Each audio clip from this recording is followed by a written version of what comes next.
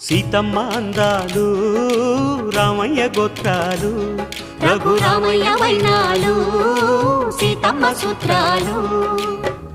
ఏకమవ్వాలంటే ఎన్ని యాత్రాలు ఏకమవ్వాలంటే ఎన్ని యాత్రాలు